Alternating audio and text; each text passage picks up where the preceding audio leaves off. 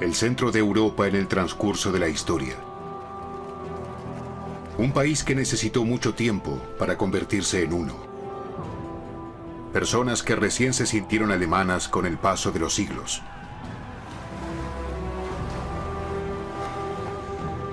¿Quiénes son?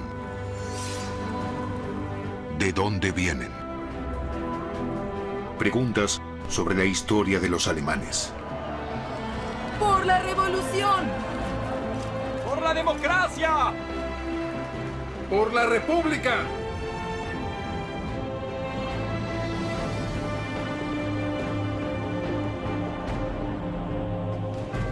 Irreconciliables se enfrentan cara a cara. ¿Estás, Viduquindo? El rey y el rebelde. ¡Libertad! Aún no hay alemanes, sino francos y sajones. Cuando Viduquindo, el rebelde sajón, finalmente es bautizado, el rey de Franconia, Carlomagno, se acerca a su gran objetivo: un imperio cristiano.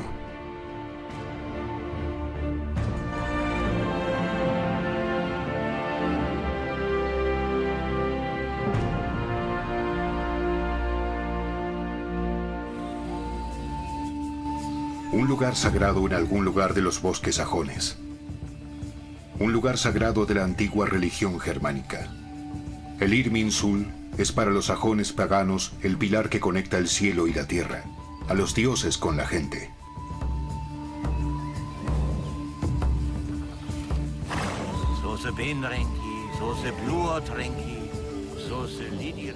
Es el lugar en donde los sacerdotes sajones se ponen en contacto con Wodan, Donar, Saxnot. Los sacerdotes conocen los antiguos hechizos para curar humanos y animales. Y si los dioses lo quieren, se logra la curación.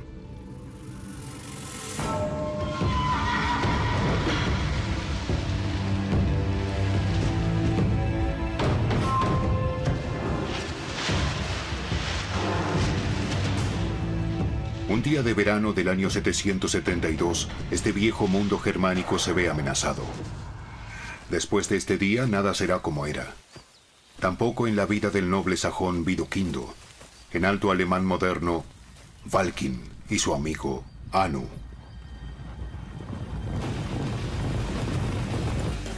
Tranquilos, son caballos.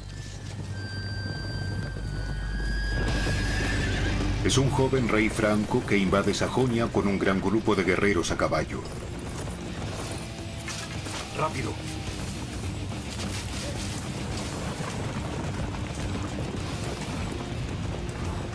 Son francos, atacan el pueblo. Espera. Los libera unas mujeres. Los sajones están completamente sorprendidos e indefensos ante el ataque. ¿Se trata tan solo de una incursión? ¿Una campaña de conquista como muchas otras? El propio Carlomagno, el rey de Franconia, lidera a sus tropas.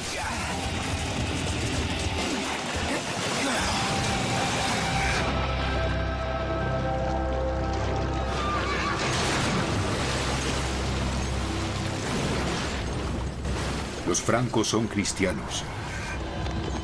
Y para ellos, los sajones no son más que idólatras incrédulos, paganos bárbaros.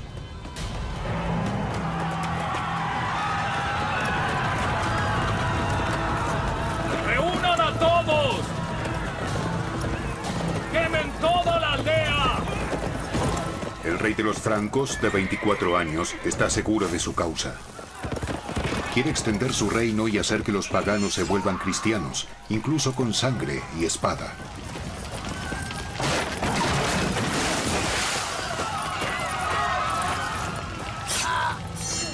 Este día los guerreros francos traen destrucción y muerte a muchas aldeas sajonas.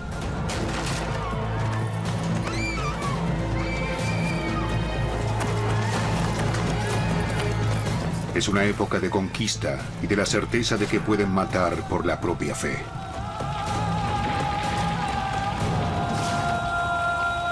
De la impotencia surge el odio. El noble sajón Viduquindo jura venganza. Pagarán por esto, lo juro. Nos la pagarán. Ya verás.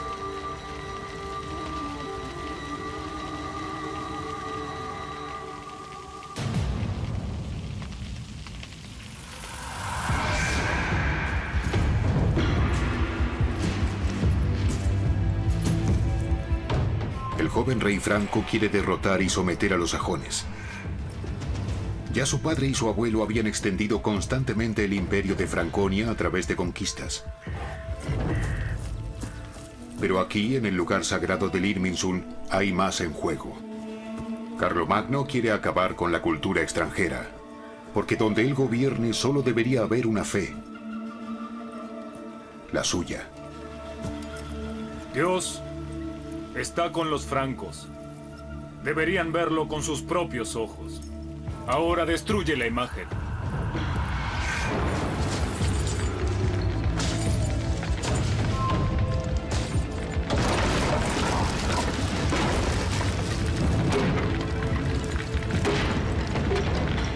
¿Qué sucede con un pueblo cuyos sentimientos religiosos son heridos de tal forma? Son golpes que sacuden toda la región sajona. Arden las aldeas a orillas del Weser y del Elba, entre Turingia y el Mar del Norte.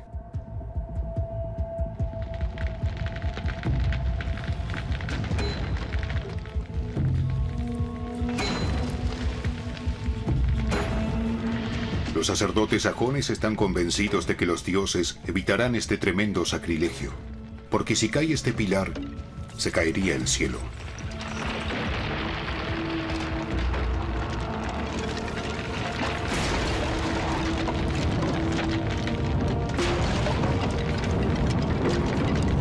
Sin embargo, los dioses sajones guardan silencio.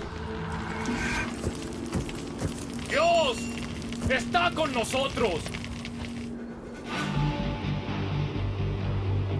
La resistencia de los sajones aún no ha sido quebrantada. Viduquindo llama a una lucha contra los ocupantes francos. ¡Hombres! ¡Tomen la espada! ¡Por la fe de nuestros padres y antepasados!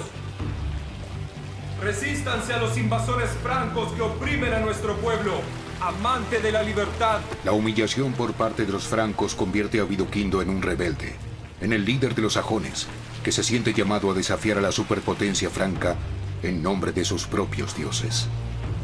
¡Luchen por su libertad! Wodan está con nosotros. ¡Venceremos, hermanos! ¡Libertad o muerte!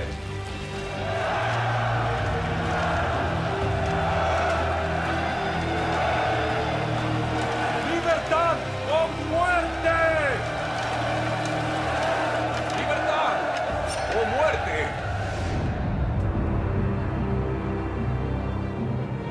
El reino del joven rey es enorme. Su abuelo Carlos Martel y su padre, el rey Pipino, lo han extendido enormemente con constantes guerras. Se extiende desde Turingia hasta Provenza y desde el Mediterráneo hasta el Océano Atlántico. Saint-Denis, cerca de París, en el siglo VIII, es una importante residencia de este imperio. Carlomagno no proviene de una familia gobernante establecida hace mucho tiempo, pero sus antepasados han logrado eliminar a la familia real de Franconia, los merovingios, y hacerse gobernantes a sí mismos. Carlos Martel, su abuelo, fundó una poderosa dinastía con la que también el Papa quiere formar una alianza.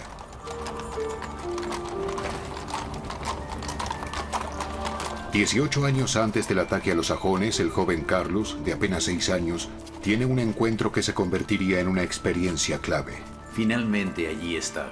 El Papa Esteban II viene de Roma para formar una alianza con el padre de Carlos, el rey franco Pipino. ¿Recuerdas qué decir? El pontífice necesita desesperadamente una potencia protectora para defender su posición en Italia, y los francos buscan el reconocimiento de su reino por parte del Papa. El pequeño Carlos lo saluda solemnemente. En el nombre de mi padre, bienvenido, señor Papa. Con gran placer y en nombre de... Mi padre, el rey Pipino. Con gran placer y en nombre de mi padre, el rey Pipino. Te agradezco, mi querido Carlos. Tu padre puede estar muy orgulloso de ti. En nombre de mi padre, el rey Pipino, rey de los francos, le damos la bienvenida. Lo que el niño de 6 años aún no puede comprender determinará toda su vida. La alianza de su familia con el Papa. El juramento que debió hacer el pequeño Carlos seguramente lo influenció en el sentido de que lo impelía en la idea de difundir los mandamientos de Dios, las leyes de Dios, y también lo preparaba para librar guerras contra los paganos, guerras contra los sajones, guerras misioneras y guerras de conquista. Conquista y proselitismo, la espada y la cruz. Se impone la fe con la espada. Solo la espada hace a un joven franco hombre y guerrero. Si es noble, su espada generalmente proviene de Ulfberht, de la armería más famosa de la época. Este nombre representa una hoja de alta tecnología. No había espadas mejores que estas. Se han encontrado alrededor de 400 de estas hojas, por lo general en tumbas de hombres importantes. Un guerrero llevaba sus armas al más allá, aunque hayan costado una fortuna. Hacha, lanza, escudo y espada. Son las armas de los guerreros francos.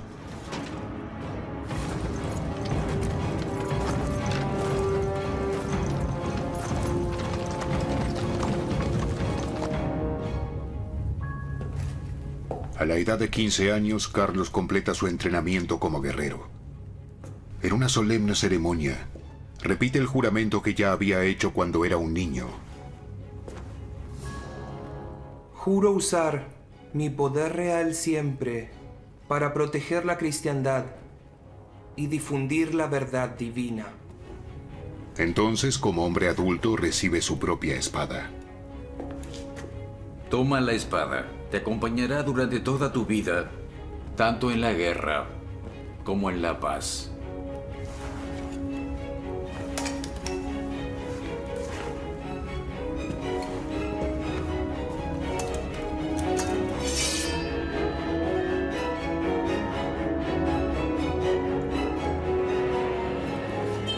Los paganos deberán aprender a temer a esta espada. Al igual que los sajones en el siglo VIII, los otros pueblos paganos del este adoran a sus propios dioses, los abodritas, los sorbios y los bohemios. Todos ellos ven lo divino en los fenómenos de la naturaleza.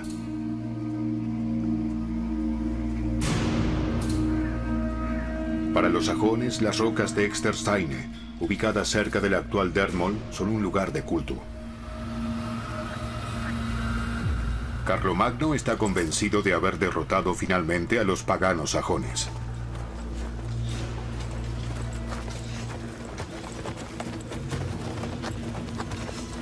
Un primer paso es adueñarse permanentemente de sus tierras.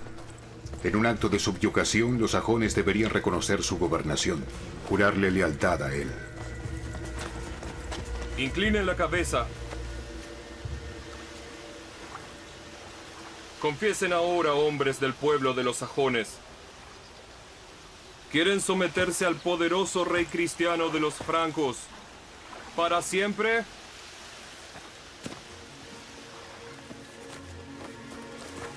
Se trata de una lealtad impuesta por la fuerza. ¿Qué les queda a los vencidos? Solo sumisión o muerte. ¿Qué pasa contigo? O bien traicionan su propia cultura, o pierden su vida.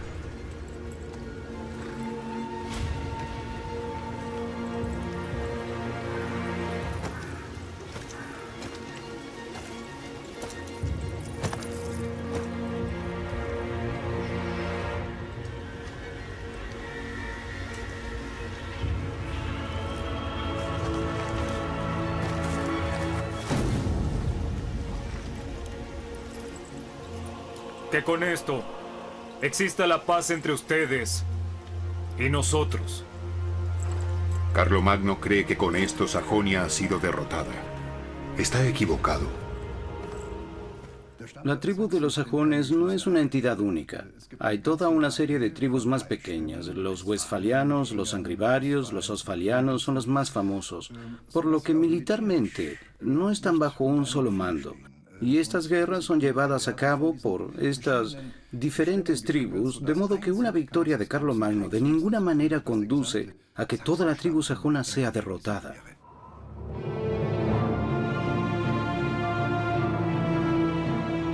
Un año después de la guerra contra los sajones, Carlomagno y su ejército cruzan los Alpes para conquistar el reino lombardo. El rey quiere incorporar la antigua provincia romana de Italia a su imperio franco, aunque los lombardos son cristianos. Sitia su capital, Pavía, durante muchos meses. Mata de hambre a la población hasta que ésta se rinde. Todo por su gran sueño, su visión. Entonces estaría a la altura del emperador romano oriental de Constantinopla. El imperio romano occidental caído volvería a surgir.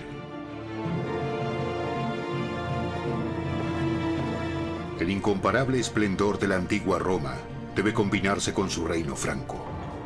Un imperio, una fe, un gobernante.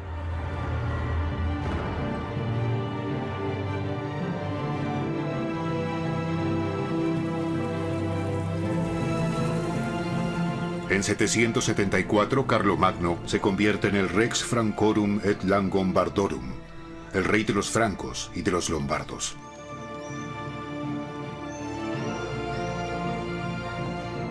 En la Cámara del Tesoro de la Catedral de Monza se conserva hasta el día de hoy la antigua corona real lombarda.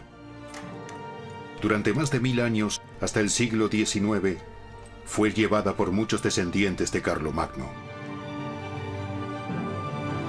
Se la llama la corona de hierro. Sin embargo, está hecha de oro puro y adornada con 22 piedras preciosas. Por dentro la refuerza un anillo de hierro, de ahí el nombre.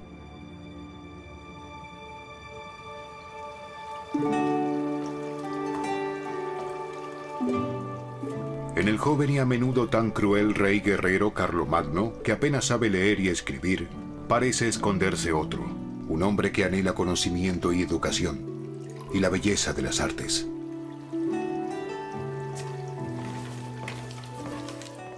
Carlomagno, como todos los nobles francos, recibió entrenamiento como guerrero. Por supuesto que ninguna educación escolar en el sentido que conocemos.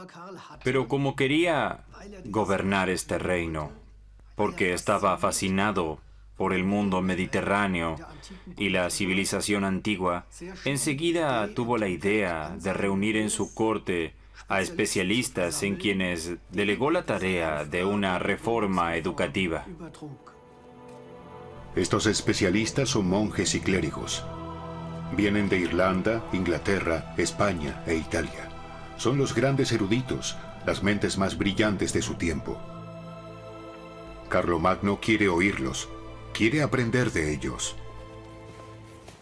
La base sagrada de su realeza debería ser la Sagrada Escritura, la Biblia, incluso en las cuestiones cotidianas. No está escrito en las Escrituras que Dios mismo descansó en el séptimo día. Y Dios bendijo el séptimo día y lo santificó porque Él descansó ese día de todas las obras que realizó. ¿Entonces quieren que el domingo esté libre de trabajo? ¿Sería piadoso según su voluntad? Todos los cristianos deberían dedicar este día al Señor. Y a la familia. Que así sea.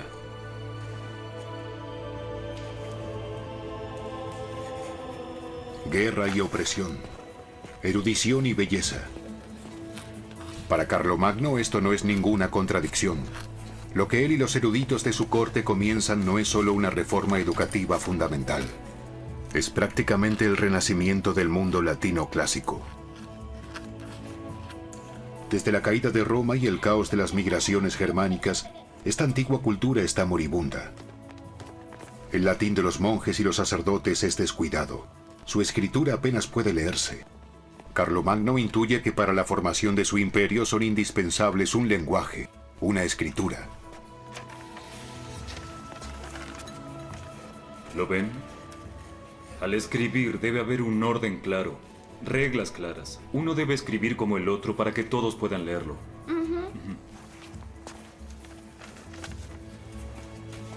Todos deben aprender, ustedes también. La escritura y la copia son un oficio estricto que es llevado a cabo principalmente por los monjes en los monasterios. Todo el conocimiento del mundo debe ser conservado. La escritura que aún hoy escribimos se remonta a esta reforma educativa, a la minúscula carolingia con separación de palabras, letras claramente legibles. Una escritura que condujo a que se pudieran difundir y leer los textos antiguos importantes y los textos eclesiásticos en todo el reino franco. Carlomagno promueve durante todo su imperio la fundación de monasterios, escuelas de latín y bibliotecas. Y hasta hoy se pueden encontrar en muchos lugares de Europa preciosas colecciones de manuscritos de la época carolingia, así como en el monasterio benedictino de Melk, en la Baja Austria. Estos son magníficos testimonios de esa erudición llamada el Renacimiento carolingio. Es un punto de partida en prácticamente todas las áreas del conocimiento y la vida, que también se refleja en los edificios carolingios. Por ejemplo, el milenario pórtico de entrada de la abadía de Lorch, en el sur de Hesse.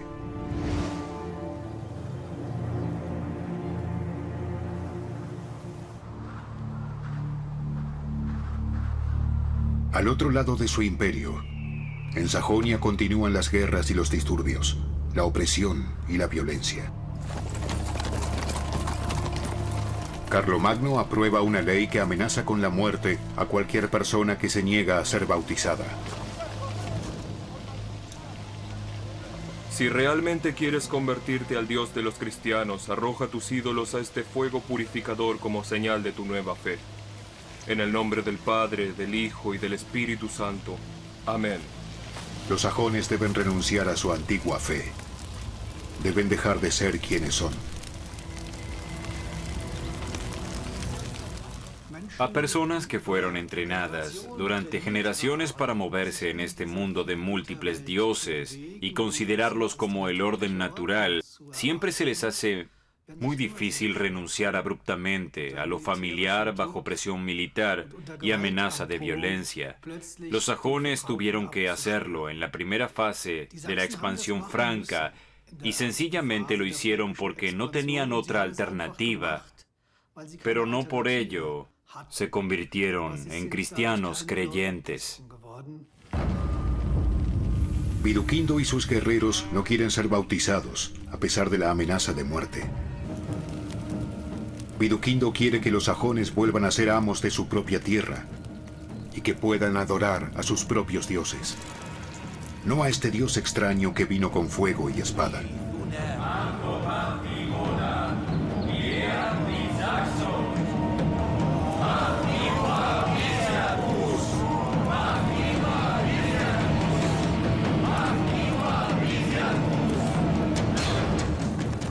Los sajones contraatacan. Atacan aldeas francas.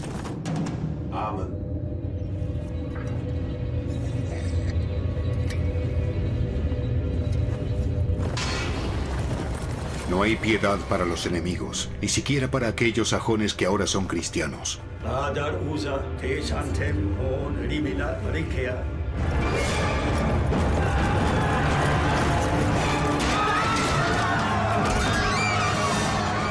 La lucha de Viduquindo se cobra víctimas inocentes. Es una espiral de violencia.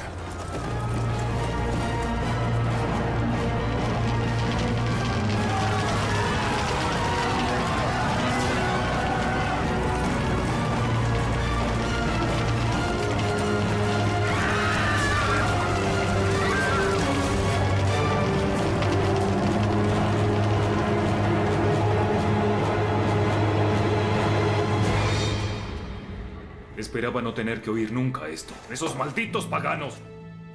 ¡Esos malditos sajones! ¡Perros sarnosos! ¡Malditos infieles!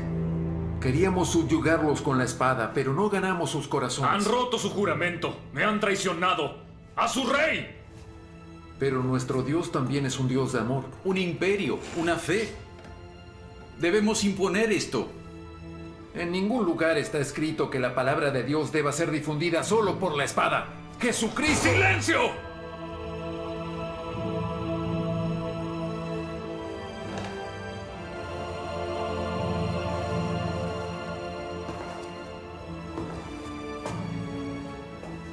Juro ante Dios y ante ustedes librar una guerra contra el infiel y desleal pueblo sajón, y no descansar hasta que sea vencido y convertido a la religión cristiana, o bien, si los sajones no quieren otra cosa, serán completamente borrados de la tierra.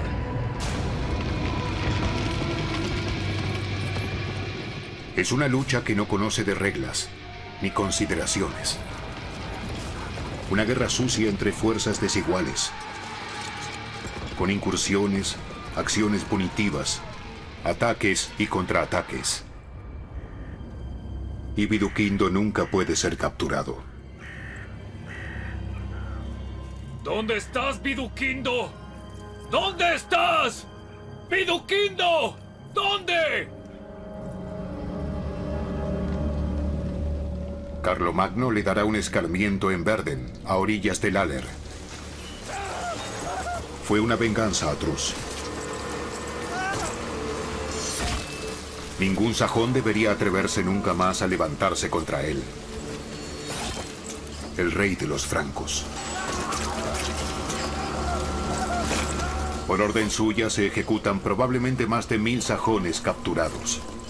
Más tarde, cronistas francos incluso afirmaron que ese día se habrían matado a 4500 hombres con la espada.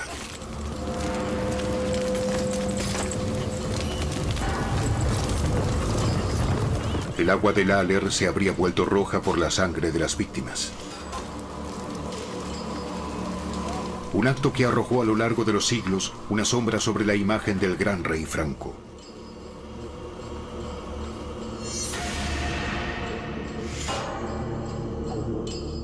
Cerca de Verden, a orillas del Aller, 4500 piedras recuerdan este evento, colocadas en 1935 según el espíritu de la época. El baño de sangre de Verden causó cierta controversia, ya incluso entre los contemporáneos, pero también la brutalidad extrema con la que actuaba Carlomagno. Por otro lado, si uno se pone en su situación, uno también tiene la impresión de que estaba un poco desesperado. Tal vez este haya sido, por así decirlo, su último medio para forzar la victoria en esta resistencia por parte de los sajones, que ya llevaba demasiado tiempo.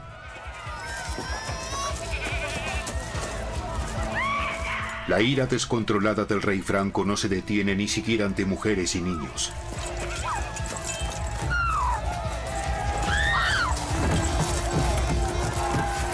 Sus propios escritores de la corte informan. Carlomagno hizo traer a Franconia a todos los sajones que vivían al otro lado del Elba, con mujeres y niños. Salimos ahora. Nadie se quedará aquí. Vamos, muévanse. Es una reubicación forzada para asegurar su propio dominio.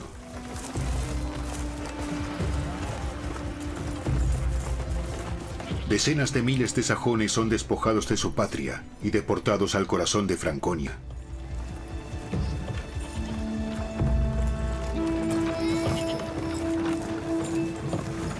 La tierra que les es tomada es distribuida por Carlomagno entre sus seguidores francos.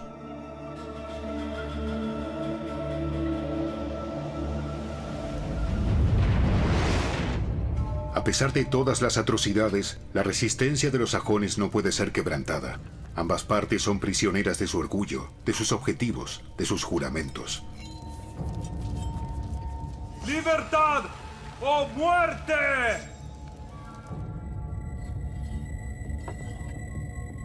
¡Dios está con nosotros!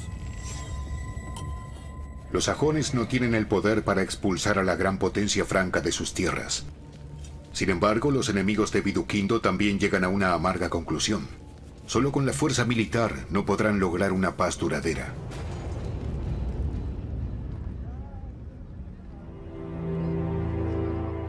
Algo de lo que los eruditos consejeros del rey tratan de convencerlo. Hace 13 años que estamos librando una guerra contra los sajones. No, ellos están librando una guerra contra nosotros. Y no pudimos quebrantar su resistencia, a pesar de todo el esfuerzo. Le digo que no podremos lograr la paz con los sajones si no negociamos. ¿Negociar? ¿Yo? Entonces dime cómo.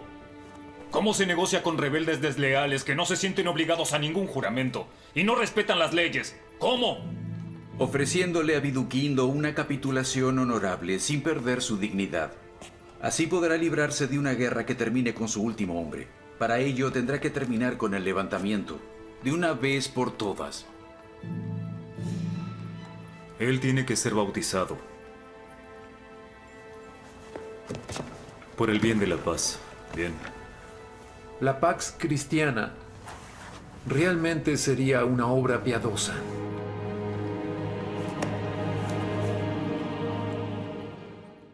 Carlomagno invirtió muchísimo en las guerras sajonas, y esto ya indica cuánto le importaba completar su misión, que se advierte por primera vez en el juramento que le hace al Papa Esteban. 13 años después de la destrucción de Irminsul, el líder rebelde sajón cabalga a Franconia para reunirse con Carlomagno. Los cronistas francos afirmarán más tarde que el sajón se ha convertido en un cristiano devoto por un milagro divino. En realidad, Viduquindo solo quiere la paz. Viduquindo, ¿vienes por tu propia voluntad? Sí, mi rey. Por el bien de la paz.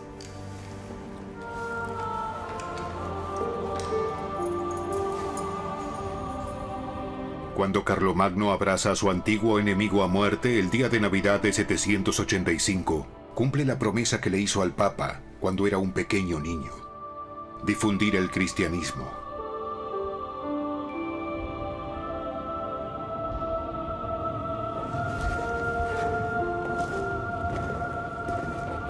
El bautismo de Viduquindo es un evento significativo en la historia de los alemanes.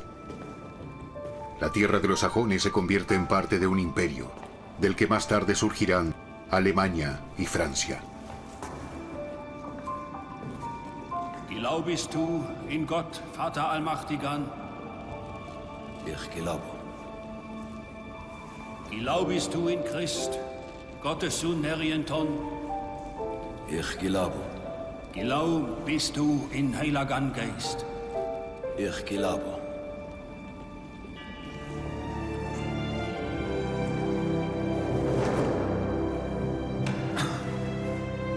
Así te bautizo como Viduquindo del pueblo de los sajones. En el nombre del Padre, y del Hijo, y del Espíritu Santo. Amén. En el nombre del Padre, del Hijo y del Espíritu Santo. El bautismo de Viduquindo en 785 fue una enorme victoria para Carlomagno. Sus cronistas escribieron: toda Sajonia se ha sometido ahora. En realidad tomó otros 20 años o casi 20 años hasta llegar a eso. Sin embargo, estaban seguros de que ahora habrían establecido un imperio cristiano, bajo un rey cristiano y solo con súbditos cristianos. Las partes más antiguas de la colegiata de Enger, un pueblo cerca de Herford, datan de alrededor del año 800. Aquí nació Viduquindo, y aquí, según la leyenda, también habría sido enterrado. Los cronistas reinterpretaron al rebelde como un hombre piadoso. Un papa posterior lo beatificó. El siglo XIX, con una fuerte conciencia nacional, transforma al sajón Viduquindo en un héroe popular alemán en lucha contra los enemigos franceses. Y por su parte, los franceses hacen de Carlomagno uno de los suyos. Según esto, Charlemagne es francés, ante quien Viduquindo, el alemán, se arrodilla en el polvo. Distorsión de la historia de ambos lados, en una época de la llamada hostilidad hereditaria. Después del bautismo del rebelde sajón, Carlomagno finalmente puede dedicarse a sus otros proyectos. Aunque el monarca dispone de varias magníficas residencias, el enorme imperio aún no tiene una sede de gobierno establecida.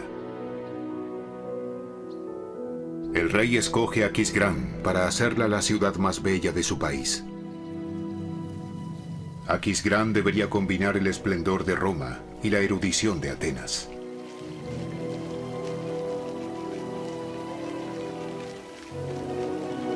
El nuevo Palacio Real es un complejo enorme y perfectamente planificado. Incluye el Aula Regia como sede del gobierno, así como una casa de residencia para la familia real, un edificio de guarnición para tropas de élite, una sala de audiencias y un centro de estudios con archivo y biblioteca. El centro espiritual es la Capilla Palatina, dedicada a la Virgen María, actualmente la Catedral de Aquisgrán. Ya era considerado una maravilla por los contemporáneos de Carlomagno, en aquel entonces la iglesia más magnífica de este lado de los Alpes.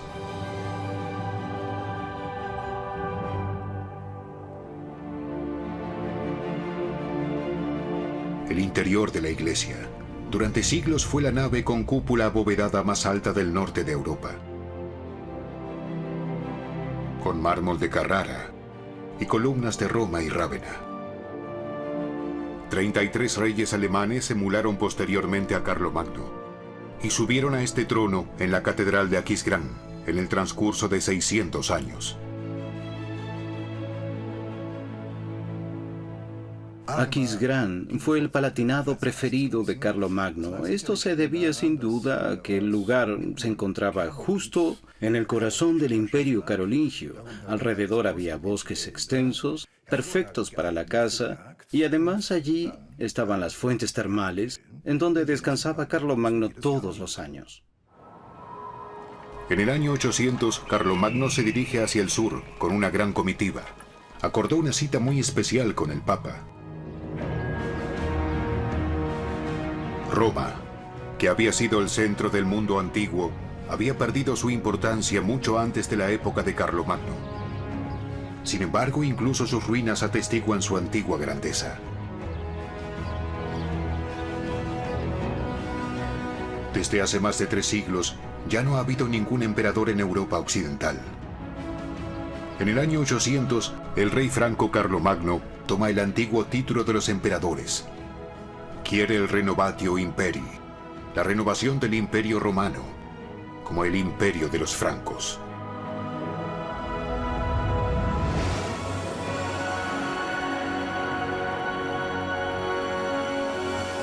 La coronación imperial, el día de Navidad del año 800, es un momento histórico, incluso para sus contemporáneos.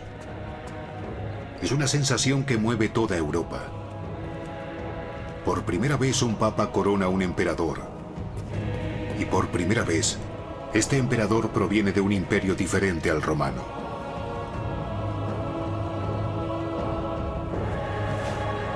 Solo el sucesor de San Pedro puede otorgar el título de emperador por orden divina. Por lo tanto, Carlomagno debe reconocer al líder de la Iglesia como su cabeza espiritual.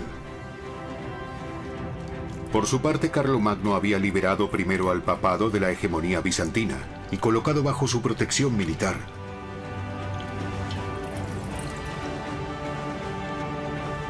Por lo tanto, el Papa debe rendirle homenaje al nuevo emperador como su gobernante secular.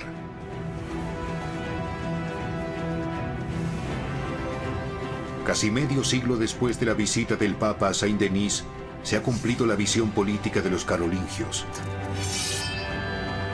Una coalición permanente de la potencia secular y la potencia espiritual. Una combinación de espada y cruz. El camino fue largo.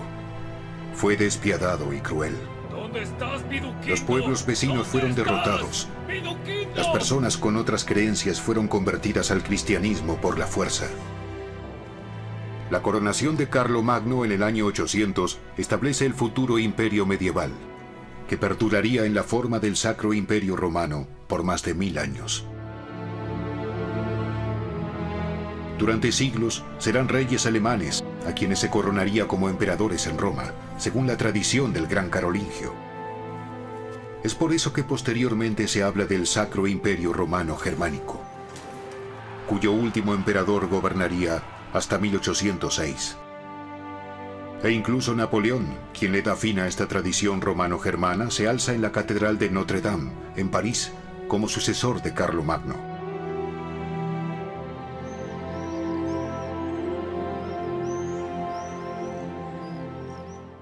La importancia de Carlomagno para nosotros hoy es que él unió simbólicamente, a modo de ejemplo, los diversos pueblos y tradiciones de gran parte de Europa, y que coloca esta unión bajo la idea central de un espacio de paz, de una unidad de paz, a pesar de que él libró constantemente guerras. Finalmente debería surgir un imperio de paz.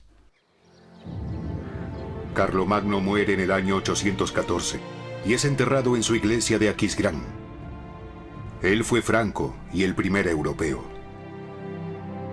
Un siglo y medio después, un hombre del sometido pueblo sajón, Otón I, será coronado rey en Aquisgrán.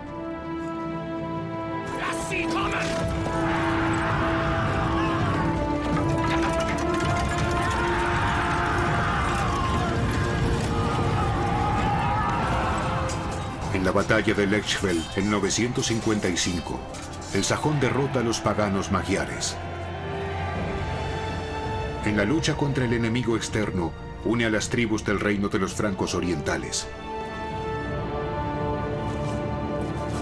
Y así comienza una nueva historia, la de los alemanes.